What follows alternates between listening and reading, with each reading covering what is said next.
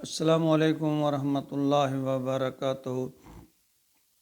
سامعین ذی وقار میں غلام مصطفیٰ ہوں اور اب دیکھ رہے ہیں میرے یوٹیوب فیس بک چینل پیام اسلام، جس پہ میں اللہ اور اللہ کے رسول کا پیغام آپ تک پہنچانے کی کوشش کرتا ہوں۔ اور اس میں جو درس قرآن کا سلسلہ ہے، اس سلسلہ میں آج کا ہمارا سبق سورۃ النساء آیت نمبر 155 پر مشتمل ہے۔ اعوذ باللہ من الشیطان الرجیم، بسم اللہ الرحمن الرحیم۔ فبما نقضہم میثاقہم وکفرہم بآیات اللہ وقتلہم الانبیاء بغیر حق وقولہم قلوبنا غلف بل طبع اللہ علیہا بکفرہم فلا یؤمنون الا قلیلا۔ یہاں یہودیوں کی نافرمانیوں اور سرکشیوں کا جو سلسلہ جاری ہے، اللہ تعالیٰ اس کا ذکر فرما رہے ہیں۔ اللہ نے فرمایا کہ یہ اللہ کی نشانیاں اور احکامات کا انکار کرتے اور تمسخر اڑاتے، انبیاء کو ناحق قتل کرتے رہے۔ پھر ستم یا ظریفی یہ ہے کہ دعویٰ کرتے ہیں کہ ہم نیک ہیں، ہمارے دل غلافوں کے اندر ہیں، ہم برائیوں سے محفوظ ہیں، یعنی ہٹ درمی اور بے شرمی کی انتہا ہے۔ اللہ نے فرمایا اس کے سبب میں نے ان کے دلوں پر مہر لگا دی۔ تو اس آیت مبارکہ میں اللہ رب العزت نے فرمایا فَبِمَا نَقْضِهِم مِّيثَاقَهُم، انہوں نے جو اپنے اس میثاق کو توڑا، جو پچھلی آیت میں اللہ نے فرمایا کہ میں نے کوہ طور کو اٹھا کر ان کے سروں پر معلق کر دیا، پھر عہد لیا، اللہ فرماتے ہیں پھر توڑ دیا۔ فَبِمَا نَقْضِهِم مِّيثَاقَهُم، انہوں نے جو اپنے اس میثاق کو توڑا، اس کے سبب، اس کی وجہ سے فرمایا اللہ نے لعنت یعنی ان کے اوپر کی، وَكُفْرِهِمْ بِآیَاتِ اللہ، اور اللہ تعالیٰ کی آیات کا انکار کرنے کے سبب، وَقَتْلِهِمُ الْأَنْبِيَاءَ، اور انبیاء کو ناحق قتل، بغیر حق، ناحق قتل کرنے کے سبب اللہ تعالیٰ فرماتے ہیں وَقَوْلِهِمْ قُلُوبُنَا غُلْف، اور ان کے اس طرح کہنے، یعنی یہ جو کہتے ہیں نا کہ ہمارے دل غلاف کے اندر ہیں، محفوظ ہیں، بل طبع اللہ علیہا، اللہ فرماتے ہیں بل نہیں بلکہ میں نے ان کے اوپر مہر لگا دیا، بکفرہم، ان کے کفر کرنے کے سبب، ان اللہ کے احکامات کو انکار کرنے کے سبب، فلا یؤمنون الا قلیلا، یہ ایمان نہیں لا سکیں گے بس ان میں سے تھوڑے بہت۔ یعنی اللہ فرماتے ہیں اب میں نے ان کے دلوں پر مہر لگا دی ہے۔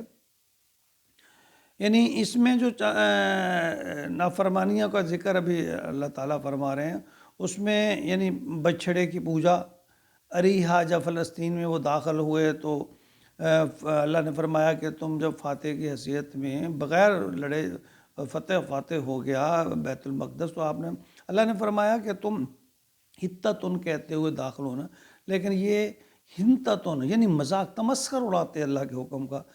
تو اس کے سبب ہفتے کی نافرمانی کی، جیسے کہ میں نے پچھلے سبق میں ذکر کیا تھا کہ اللہ نے ہفتے کا دن ان کے لیے، یہودیوں کے لیے عبادت کا دن مقرر کیا تھا، اور اس دن اللہ نے منع فرمایا کہ تم نے جو کام وام نہیں کرنے، اور ان کا پیشہ زیادہ تر مچھلیاں پکڑنا تھا، اس میں نافرمانی کی۔ پھر حضرت عیسیٰ علیہ السلام کو انہوں نے قتل کرنے کی کوشش کی۔ تو ان سب جو برائیاں ہیں، جو ان کے اللہ کے حکم کے انکار ہیں، ان کے سبب اللہ تعالیٰ فرماتے ہیں میں نے ان کے دلوں پر مہر لگا دیا کہ اب یہ جو ہے ان کو ہدایت ہونے والی نہیں ہے۔ تو اللہ فرماتے ہیں ابھی میں نے ان سے قول قرار لیا تھا کہ جب ان کے اوپر کوہ طور کو معلق کیا کہ اب تم نافرمانیاں نہیں کرو گے، اس وقت تو انہوں نے قول کر لیا، اقرار کر لیا، لیکن پھر مکر گئے۔ تو اس آیت میں اللہ تعالیٰ نے جو فرمایا کہ حضرت عیسیٰ علیہ السلام کے قتل کا بھی منصوبہ بنایا، تو جب عیسیٰ علیہ السلام کو نبوت ملی اور معجزات دے کر بھیجا گیا، جن میں اندھوں کو بینا کرنا، کوڑی کو یعنی اچھا کرنا، مردوں کو زندہ کرنا، مادرزاد اندھے جو یعنی جو پیدائشی اندھے ان کے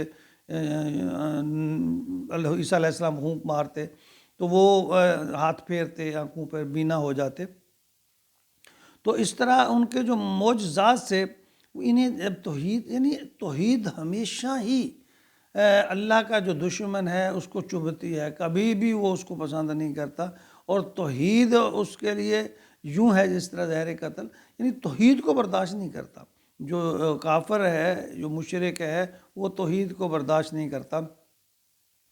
تو انہوں نے پھر جو ہے حضرت عیسیٰ علیہ السلام کے خلاف منصوبہ بنایا. تو دمشق کے جو بادشاہ تھے ان کے پاس یہ اکٹھے ہو کر گئے، حضرت عیسیٰ علیہ السلام کے خلاف انہیں اکسایا. انہوں نے پھر بیت المقدس کے جو گورنر تھے ان کو ایک فرمان جاری کیا کہ عیسیٰ علیہ السلام کو پکڑو، ان کو سولی دو. اور شاہی فرمان کے پھر مطابق عیسیٰ علیہ السلام کے مکان کا محاصرہ کر لیا گیا. انہوں نے بظاہر تو عیسیٰ کو پکڑا، انہیں شروع چلایا، لیکن حقیقت ایسے نہیں ہے. قرآن و حدیث کے مطابق اللہ نے انہیں فرمایا کہ میں نے انہیں زندہ اٹھا لیا.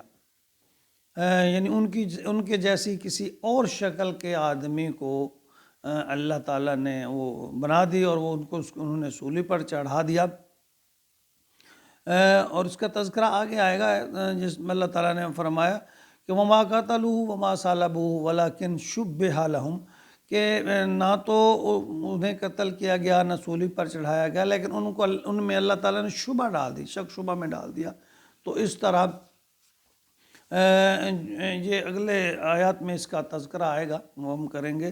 لیکن یہاں مسلسل یہودیوں کے نافرمانیوں، کفر کا تذکرہ جاری ہے. اور اللہ تعالیٰ فرماتے ہیں یہ بڑی بدبخت قوم ہے اور یہ اللہ کی دشمن ہے اور اللہ والوں کی دشمن ہے.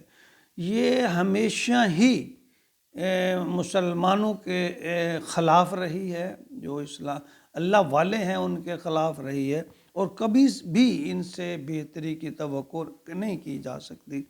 اللہ تعالیٰ ہمیں ان کے شر سے اپنی حفظ و امان میں رکھے.